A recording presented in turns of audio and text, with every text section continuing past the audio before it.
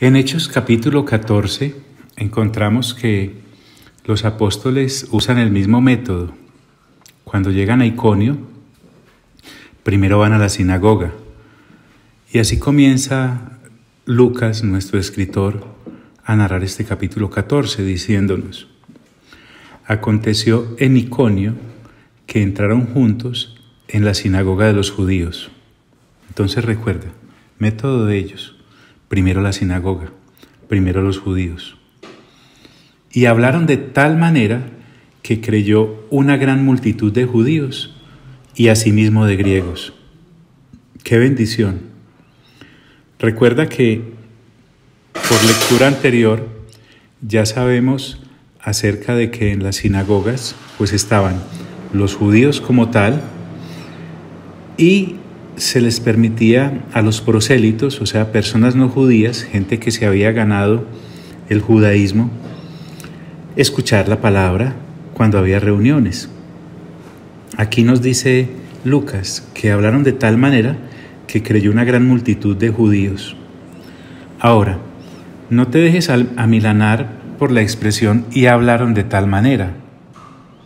Fuese en voz alta o fuese en voz baja, fuese con palabras que impresionaran o con palabras sencillas, lo que conmovía a la gente no era cómo hablaban, sino de quién hablaban: el Señor Jesús, y el Señor Jesús resucitado. Entonces, no vayas a dejar de hablar, porque el contenido que nosotros tenemos para transmitirle a la gente es el que se necesita entregarle a la gente. Y hablaron de tal manera que creyó una gran multitud de judíos y asimismo de griegos. Mas los judíos que no creían, gente rebelde de corazón, obviamente, que causa profunda tristeza. Uno quisiera que todo el que escuche este precioso evangelio entendiera lo grandioso, captara lo glorioso, se encaminara a la salvación, recibieran el pacto nuevo que nos ha sido entregado en Cristo Jesús como persona, como Dios. Mas los judíos que no creían excitaron y corrompieron los ánimos de los gentiles contra los hermanos. Se comportaron de manera cizañosa, envenenaban el pensamiento de la gente.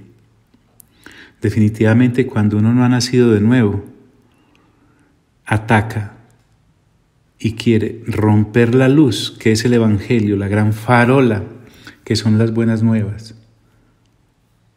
La oscuridad entonces se levanta a través de estos y corrompen los ánimos de los gentiles contra los hermanos. Sin embargo, en vez de huir o de irse, la Escritura me dice: por tanto, se detuvieron allí mucho tiempo, hablando con denuedo, confiados en el Señor. Sin afanes. El Evangelio debe hablarse sin afanes cuando se está colocando el fundamento de Cristo.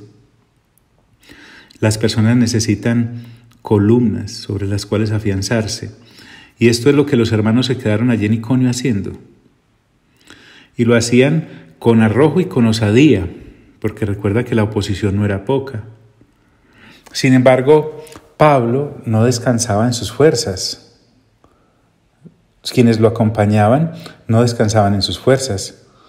Lucas es claro cuando nos dice: confiados en el Señor. Permítame decirlo así: descansando en Jesús, descansando en el Padre, descansando en el Espíritu Santo. Es que en nuestras fuerzas no es posible llevar a cabo esta comisión, el cual, o sea, el Señor, daba testimonio a la palabra de su gracia. Este testimonio dado por el Espíritu Santo en el corazón de los que oían es la certificación de lo que nosotros transmitimos. Recuerda que a la vez el Señor dijo en un evangelio: he aquí yo estoy con vosotros todos los días hasta el fin del mundo.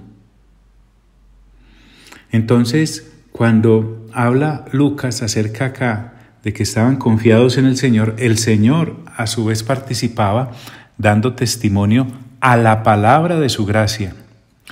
Dios respalda la predicación de su palabra. Muchas personas no tienen efecto al predicar en la audiencia que los escucha. Sería muy bueno revisar qué es lo que predicamos entonces.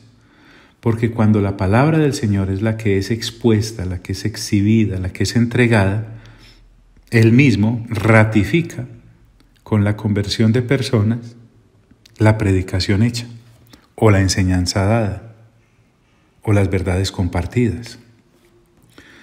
Y además dice que concediendo que se hiciesen por las manos de ellos señales y prodigios.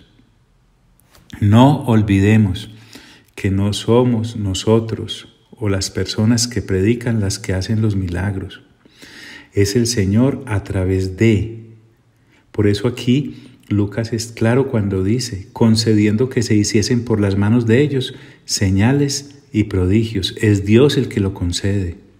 No lo olvide. Ponga un gran letrero, ponga un anuncio que usted pueda ver constantemente, que diga más o menos esto: no olvides que el Señor es el que hace las cosas a través de ti, no eres tú. Y la gente de la ciudad entonces se dividió. Nuevamente, nadie en el centro.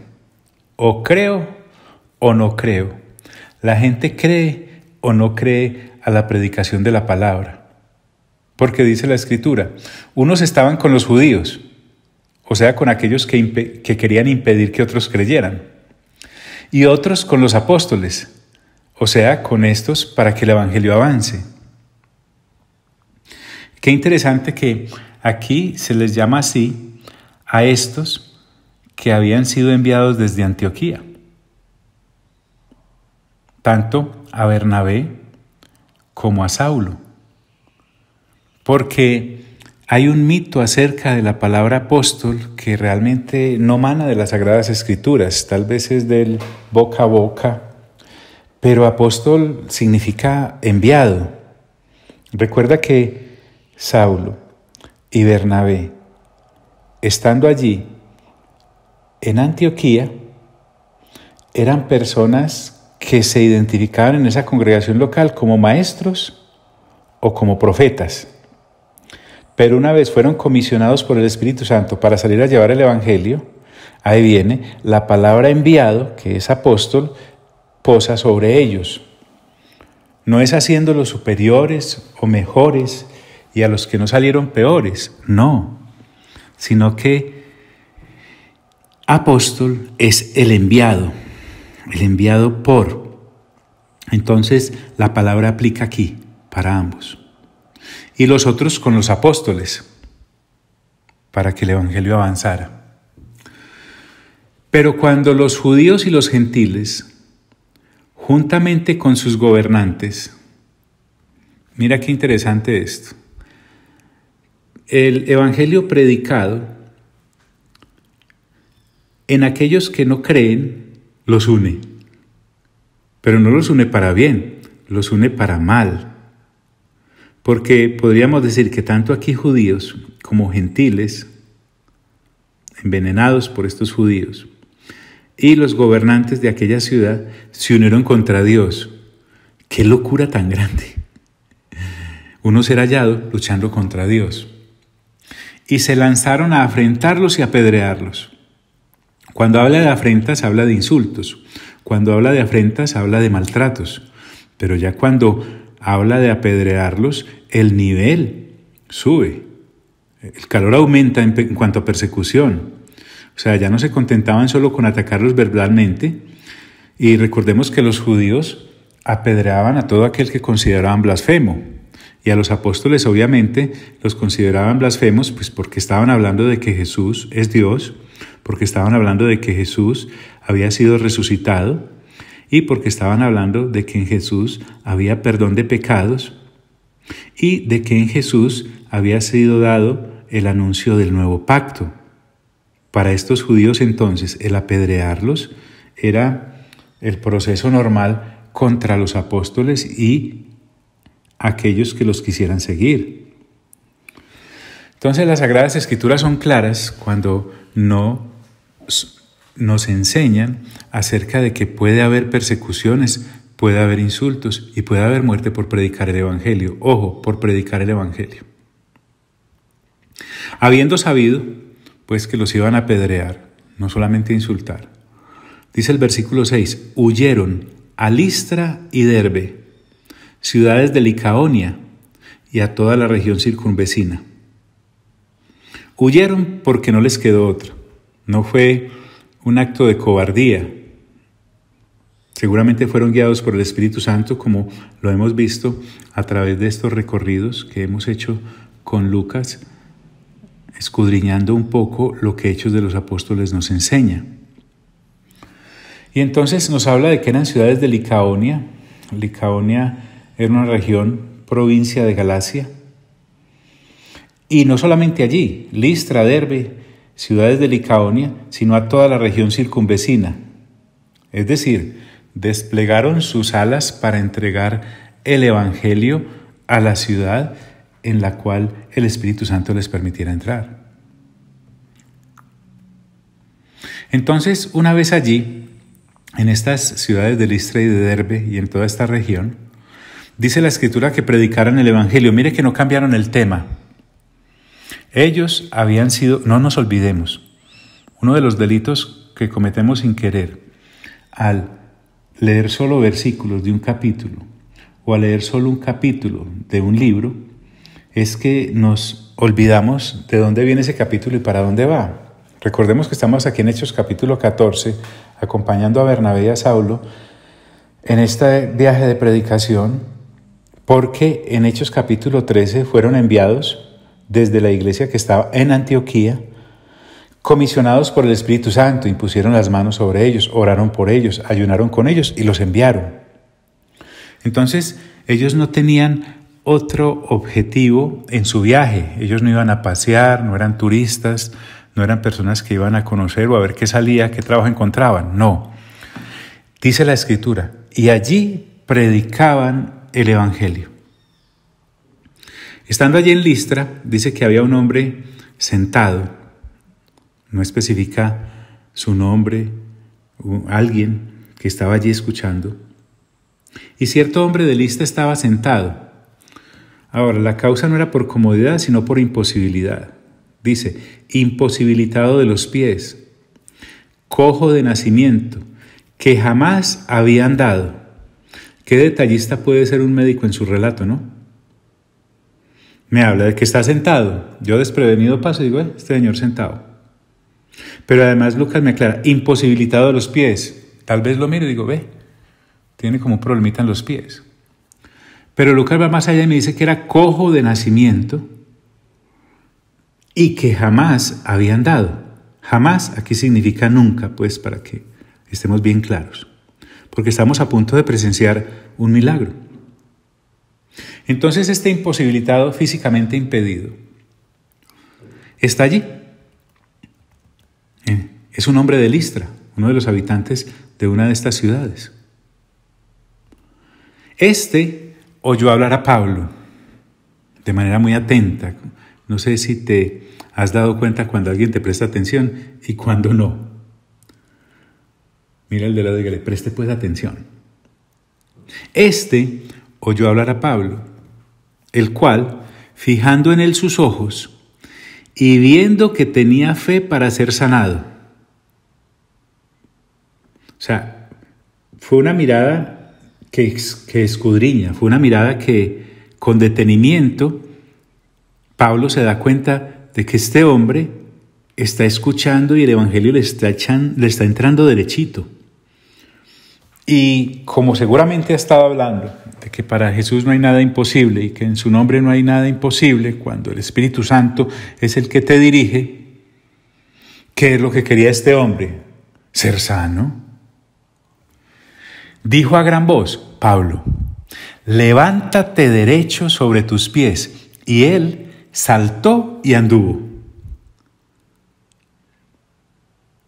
O sea, Pablo, le da una orden a este hombre que, según lo que acabamos de leer, era algo imposible hasta ese instante para él. Desde pequeño jamás sabía que era levantarse derecho, estar sobre sus pies, pero la orden es tan fuerte, tan dirigida por Dios, que el hombre salta y además camina. Pero también hay un acto de obediencia. No solamente él tenía fe para ser salvado, para ser sanado, sino que cuando escucha la orden en alta voz que le da Pablo, pues él procede a levantarse y efectivamente salta. Y entonces su fe es recompensada, porque dice la Escritura, y anduvo. Miren, no pase por aquí corriendo, tómese el tiempecito, deténgase un momento, respire, que no estamos ante cualquier cosa. El hombre lleva sin poder caminar desde que nació y ahora está sobre sus pies. Nos recuerda un poco lo de Hechos 3, cuando Pedro hace lo mismo con un hombre en el templo. ¿Recuerdan? Entonces, dice el versículo 11 de Hechos 14, la gente, visto lo que había hecho Pablo, porque ahí viene la reacción, un milagro siempre causa reacción en el que lo recibe y en aquellos que lo ven. Entonces la gente, visto lo que Pablo había hecho, alzó la voz diciendo en lengua licaónica. O sea, no estaban hablando ni en hebreo, ni en griego, ni en arameo, en el dialecto de esta gente. Y esto nos sirve porque Pablo y Bernabé, seguramente muy conocedores de varias lenguas, como lo era el apóstol Pablo, por lo menos tal vez esta no la dominaba. Entonces inicialmente no debieron haber entendido lo que estos licaonios o licaónicos decían, ni sabían lo que estaba ocurriendo, porque seguramente ellos el discurso pues lo habían pronunciado en griego. Entonces la multitud, la gente que estaba allí, alzó la voz diciendo en lengua licaónica.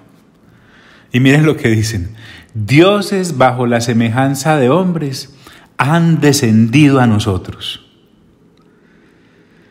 Al igual que hoy en día, aquella ciudad estaba llena de creencias populares y paganas que creen en apariciones, en este caso, de dioses en formas humanas.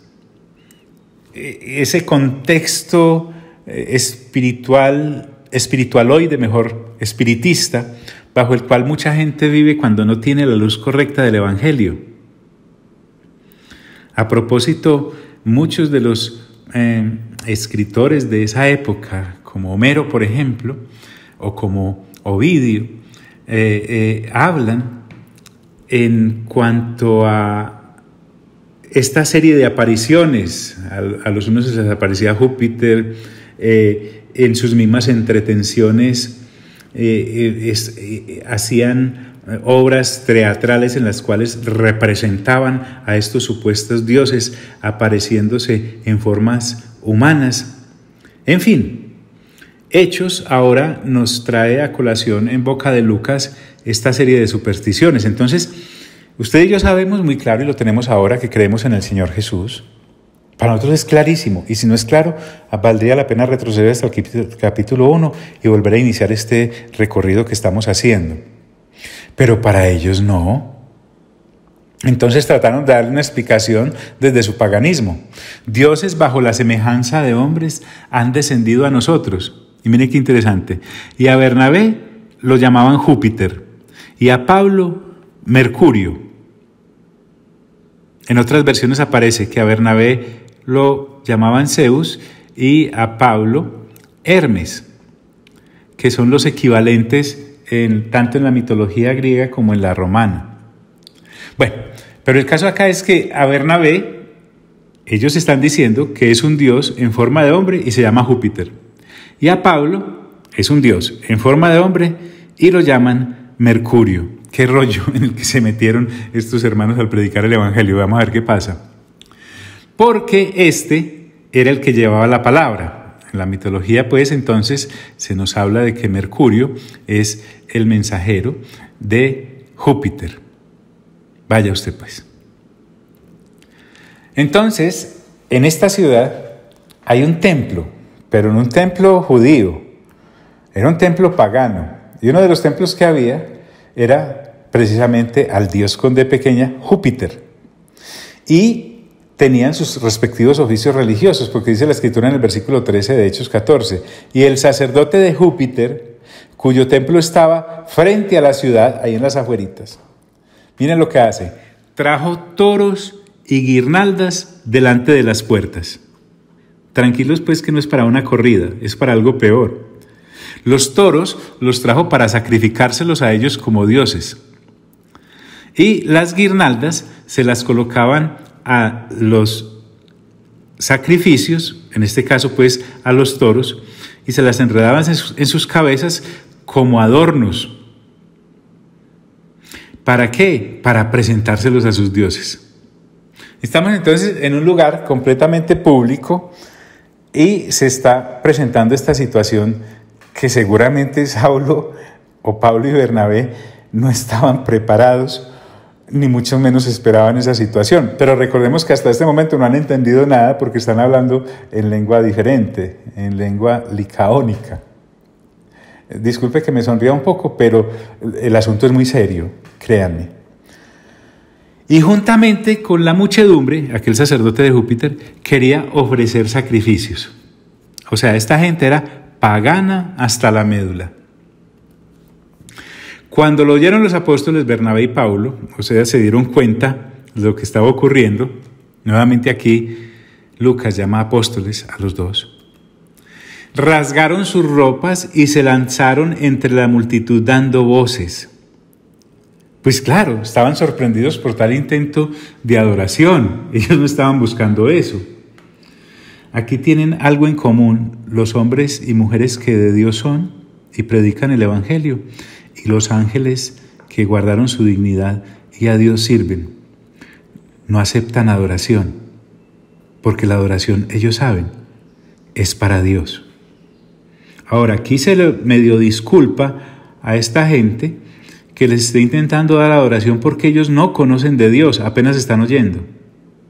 Pero qué triste es ver a algunos que entre comillas se dicen creyentes, pero parece que adoraran a algunas personas y toman partido, como aquellos creyentes de Corinto, y entonces se forman como bandos.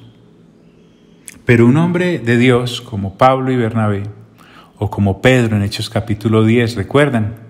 Cuando Cornelio se postró para adorar a Pedro, cuando aquel llega, inmediatamente rechazan este acto, como el ángel en Apocalipsis rechaza la adoración que Juan quiso hacerle en 2 ocasiones. Rasgaron sus ropas para que vieran que eran de carne y hueso y se lanzaron entre la multitud dando voces. Y miren qué interesante. En vez de salir corriendo, huyendo de tal acto, o de aceptar la adoración, lo que habría sido un desastre, ellos toman la situación para seguir predicando el Evangelio. Y les decían, a voz en cuello, varones, ¿por qué hacéis esto? Nosotros también somos hombres semejantes a vosotros.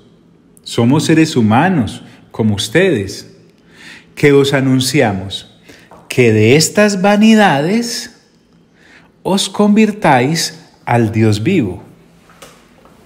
Las cosas por su nombre. Lo que para los que intentaban ofrecerle sacrificios eran un acto religioso y común en ellos de adoración, Pablo y Bernabé lo llaman vanidad. Así como nosotros, antes de llegar al Señor plenamente, vivíamos en una cantidad de supersticiones. El apóstol Pedro, en una de sus cartas, nos recuerda en su escrito diciendo que fuimos los seres humanos que ahora estamos en Cristo, rescatados de la vana manera de vivir de nuestros padres. Otra versión dice, de la absurda manera de vivir en cuanto al conocimiento de Dios, desde luego. No te estoy hablando de que debes burlarte de tu papá y de tu mamá, sino que, si te das cuenta, si nuestros padres no creyeron conforme dice las Sagradas Escrituras, todo lo que nos enseñaron, así fuera de buena fe, era falso, era vano y era absurdo. Entonces ahora Pablo y Bernabé les dice que os anunciamos que de estas vanidades os convirtáis al Dios vivo y de vivos, desde luego. Y aprovechan entonces la circunstancia para decirles que hizo el cielo y la tierra, que es creador. Además el mar, el vasto e inmenso mar, y todo lo que en ellos hay. Les presentan el Dios creador, que se puede palpar al observar la naturaleza, porque la naturaleza misma nos da testimonio de la existencia de Dios. Sí, que hizo el cielo y la tierra, el mar y todo lo que en ellos hay.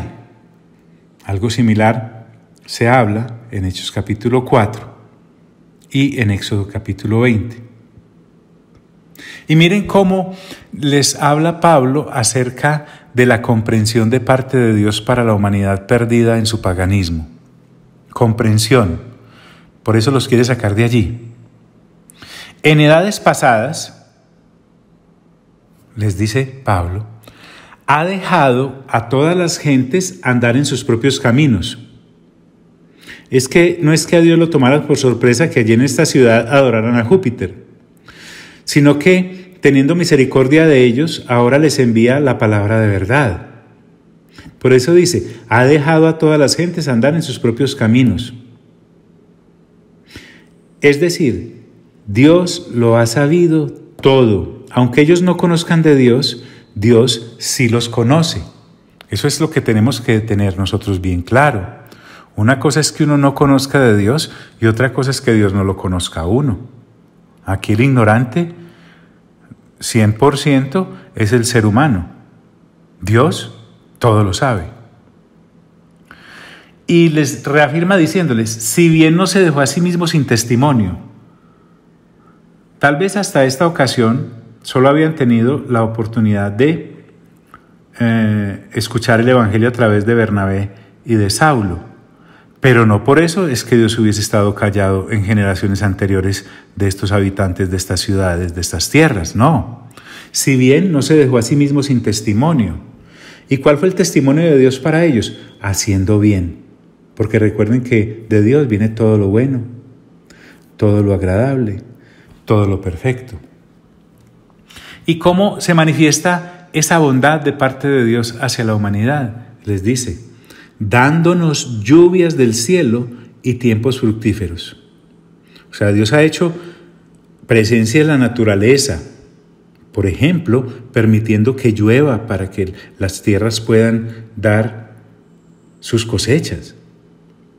Y cuando habla de tiempos fructíferos, entonces Dios me está diciendo, a través de esta predicación de los apóstoles, que cuando me estuvo yendo bien, era manifestación de su amor.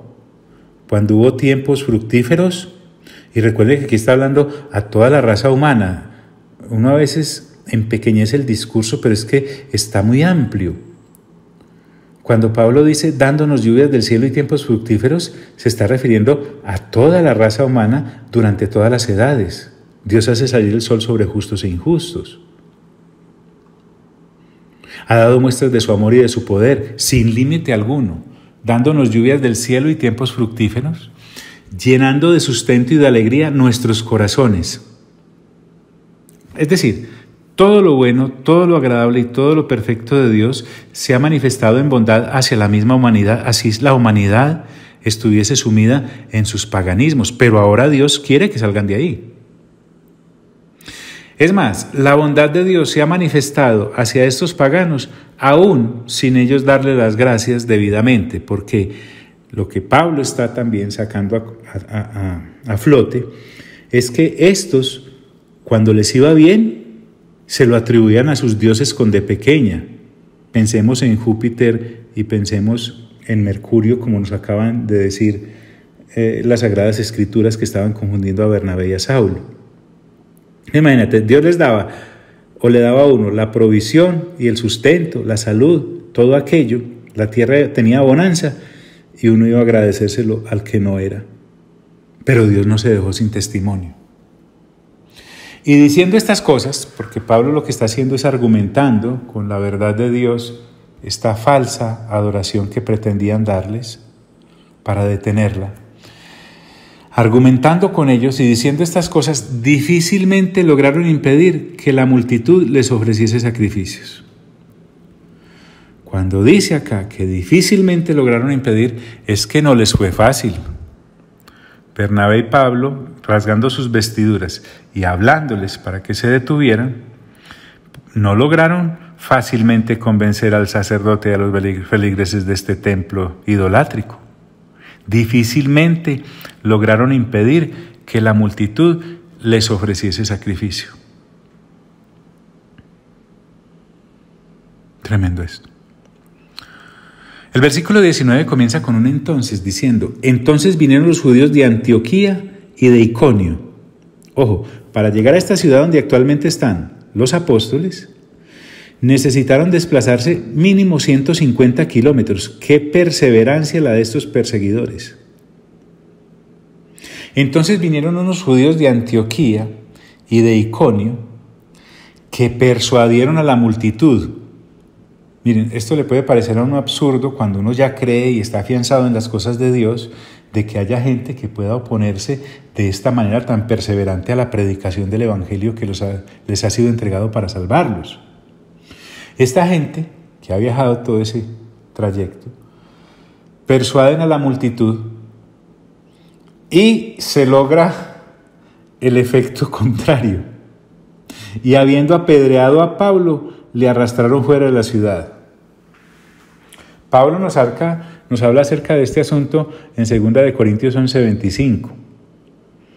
Y lo arrastraron porque seguramente lo dieron por muerto. Piedra le sobró ese día al apóstol Pablo. Pero mira, un hombre, una mujer, afianzados correctamente en el Evangelio, te garantizo que prefieren primero ser apedreados y muertos a ser adorados y ensalzados como si fueran dioses. ¡Qué cosa! Tenemos que tener mucho cuidado la clase de evangelio que escuchamos. Palabras mal dirigidas desde un púlpito pueden hacerte creer acreedor a ser adorado, en vez de ser un siervo y un servidor. Entonces, estos que antes querían sacrificarle toros a Pablo, ahora lo apedrean. Así haya dolido, porque le debe haber dolido, fue mejor resultado que si le hubiesen dado adoración. Puede que ante ellos haya quedado de esta manera golpeado, pero Dios dijo: así es, este entendió bien quién es Dios aquí. Y habiendo apedreado a Pablo, le arrastraron fuera de la ciudad pensando que estaba muerto. O sea, al hombre seguramente le tomaron el pulso y todo en medio de esas cantidades de rocas. Y dijeron: está muerto. Y lo dejaron ahí tirado. Pero rodeándole los discípulos, seguramente los nuevos convertidos y algunos de los que acompañaban a Pablo arriesgaron sus vidas pues por el cuerpo. Si los que lo estaban apedreando lo dejaron por muerto, estos seguramente llegaron pensando que muerto estaba. Qué tremendo que a Pablo, se le permite salir vivo de una situación similar en cuanto al ser apedreado, y no se le permitió a Esteban cuando él estaba siendo testigo de cuando apedreaban a Esteban. Algo debe haber pasado por la cabecita del apóstol Pablo cuando estaba siendo víctima de este linchamiento. Pero en fin, le preguntaremos cuando lo veamos. Pero rodeándole los discípulos, se levantó y entró en la ciudad. Entonces, aquí lo que estamos viendo prácticamente es un milagro también. Al que daban por muerto, realmente está vivo.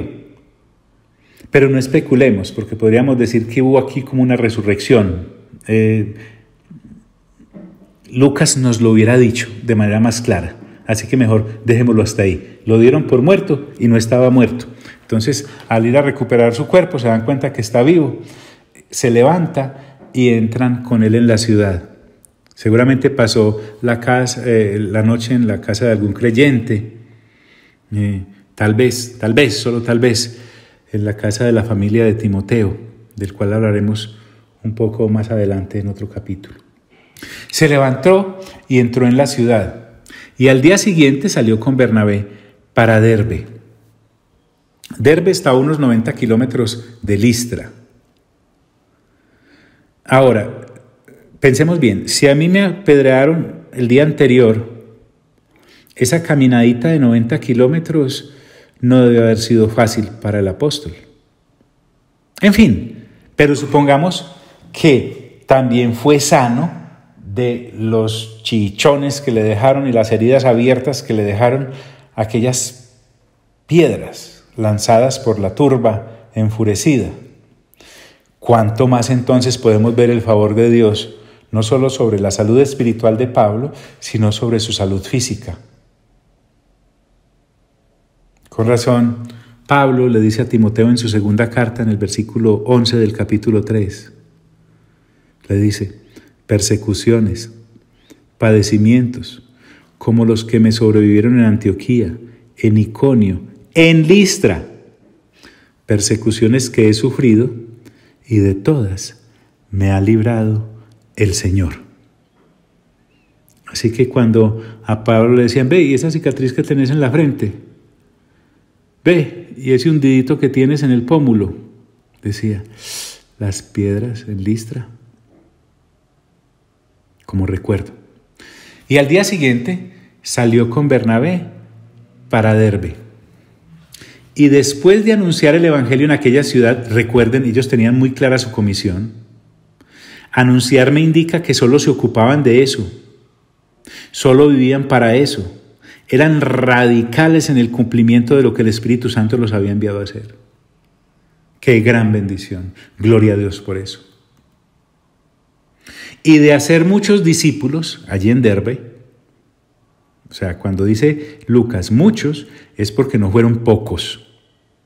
Fueron fructíferos en aquello que el Espíritu Santo les mandó a hacer. Se ganaron a muchas personas. Mire, y en hacer discípulos. Qué bendición anunciar el evangelio a personas que nunca se les había anunciado. Y de hacer muchos discípulos, dice la Escritura, volvieron a Listra, a Iconio y a Antioquía. Quiero detenerme aquí un segundo, o varios. Si a mí me acaban de apedrear en la ciudad anterior, en este caso en Listra, hombre, cuando salga de Derbe, yo doy una curva para no entrar nuevamente en esa ciudad. Pero esto también me habla del valor y del arrojo y de la valentía de estos predicadores y expositores del evangelio. No le sacaron el cuerpo a ir a Listra. Seguramente pensaron, y donde los discípulos que Dios nos permitió hacer nuevos se sientan amilanados o los persigan y no sepan qué hacer. No, vení.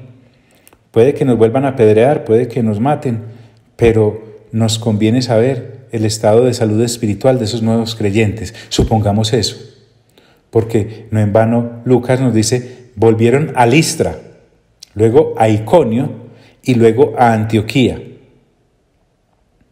Era más fácil para Pablo irse para Tarso, que quedaba en esa ruta hacia Antioquía, que entrar a Listra y a Iconio.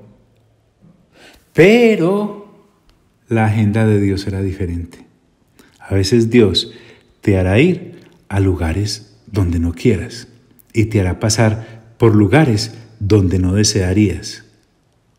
Pero conociendo un poco el espíritu del apóstol Pablo, por la lectura juiciosa de sus cartas y ahora de cerca estos recorridos que hacía por todas estas regiones, nos daremos cuenta de que no, de que lo que Pablo quería para él era lo que Dios quería para él.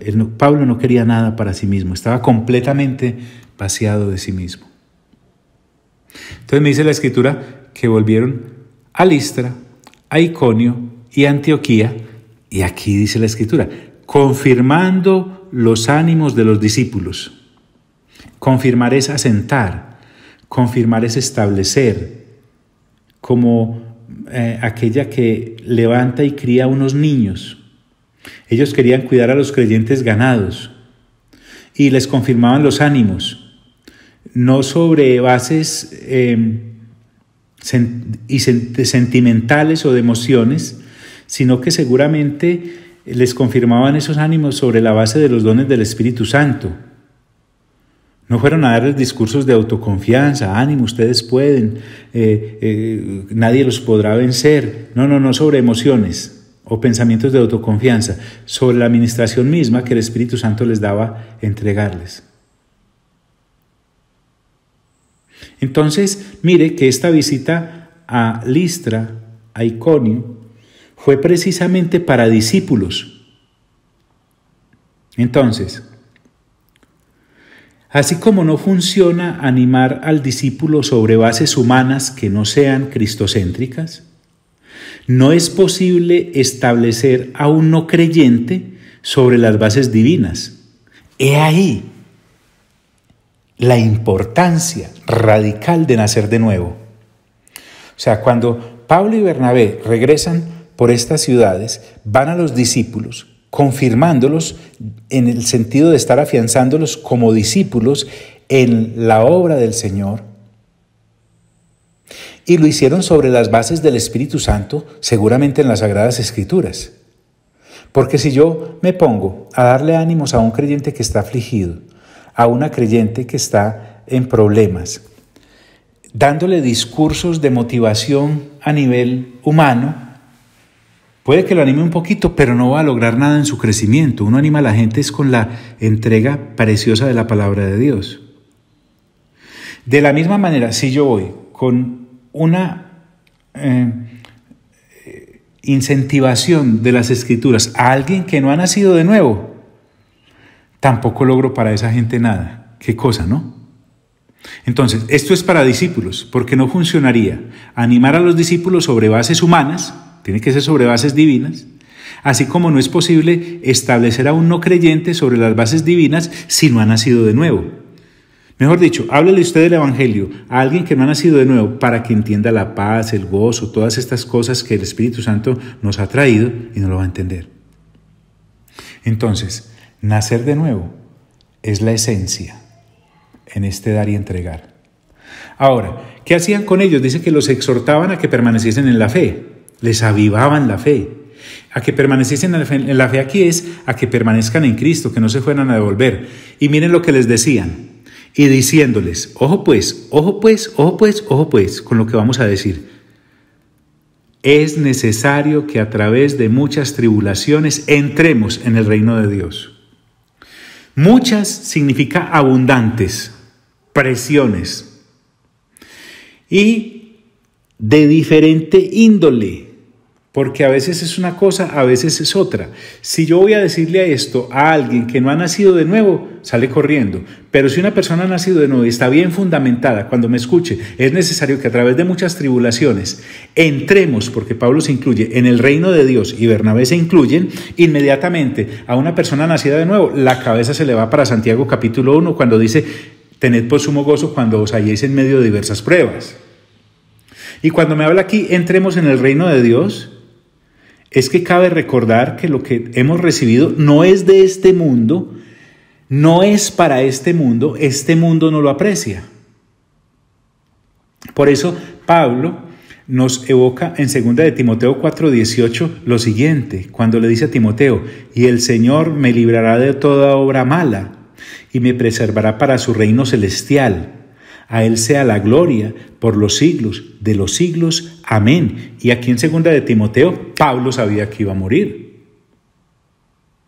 Y de la misma forma, Pedro, en 2 de Pedro capítulo 1, versículo 11, dice, porque de esta manera os será otorgada amplia y generosa entrada en el reino eterno de nuestro Señor y Salvador Jesucristo. Se está refiriendo entonces que es necesario que a través de muchas tribulaciones entremos en el reino de Dios. A eso se estaban refiriendo y con eso los estaban animando.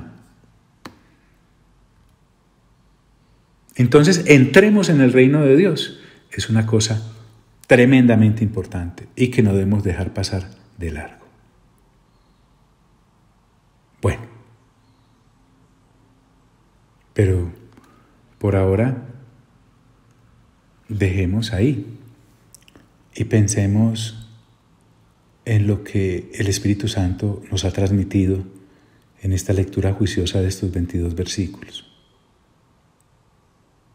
Valdría la pena que los leyeras en intimidad con el Espíritu Santo y te afiances en tu fe. Tal vez estás pasando por tribulaciones y no pocas. Alguno dirá, pero ¿para qué es tribulación? Para mí no. Entonces hablemos de que a cada uno Dios los está trabajando de la forma personalizada. Pero tú, anímate. Que es que hemos sido llamados a entrar al reino de Dios para la eternidad. No son para cosas momentáneas. Aún, la forma en cómo apedrearon a Pablo, la forma en cómo los insultaron a él y a Bernabé y cómo los maltrataron, eran cosas temporales. Entonces te garantizo, amigo y amiga, que escuchas esto hoy, por difícil que sea la situación que estés pasando, en primer lugar, no es eterna. En segundo lugar, no estás solo o sola. Y en tercer lugar, es una prueba de que estás en pos del reino de Dios y de su justicia. Amado Padre, a ti sea toda la gloria. Amado Señor Jesús, a ti sea toda la gloria. Amado Espíritu Santo, a ti sea toda la gloria. Por los siglos de los siglos, de los siglos, de los siglos. Amén.